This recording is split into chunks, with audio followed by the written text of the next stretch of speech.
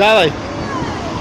Здравейте, вие сте пак с четвърта част, който е до мен е Симеон Манджеловски. И как ти беше името на тебе? Радослав, който и той идва, ела тук, телеската му е това. За какво идваш тук в социалния патронаж Конкордия? Моля? Да видиш. А не ли да се изкъпиш и да хапнеш една топла вечерийка, което предоставя социален патронаж Конкорд. Значи това е момчето, което живее на улицата, нали? Но въпреки това, че идва да яде, пие биричка. Ето, предоставяме още едно друго момче, който и той се надява от социалния патронаж да хапне и да пине. Как?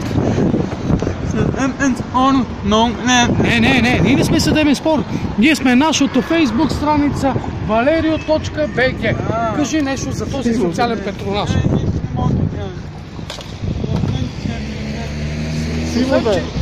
Освен, че идва момчето да се изкъпе и да се нахрани, както знаете, и всички други младежи, които са живяли в социалните домове,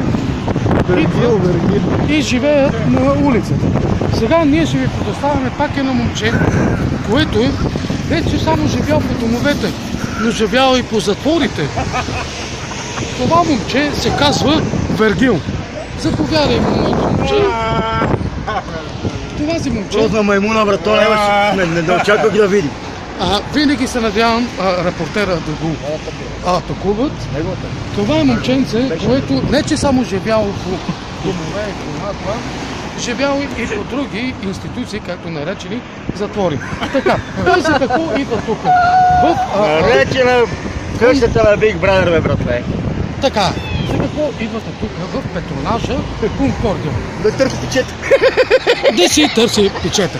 Както и да се нахрани и да се изкъпе.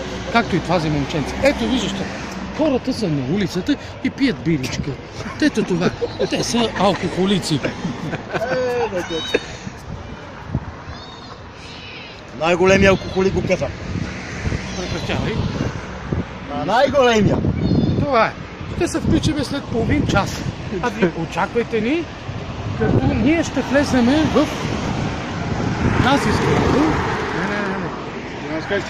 Където ще влеземе в тази сграда и ще питаме всички социални в патронажа на Конкордия. Мисля, че зад мен това са пияници хора, изоставени и нямат намерение да работят. Но надявайки се да хапнат една хубава вечерийка всеки вторник, всеки петък.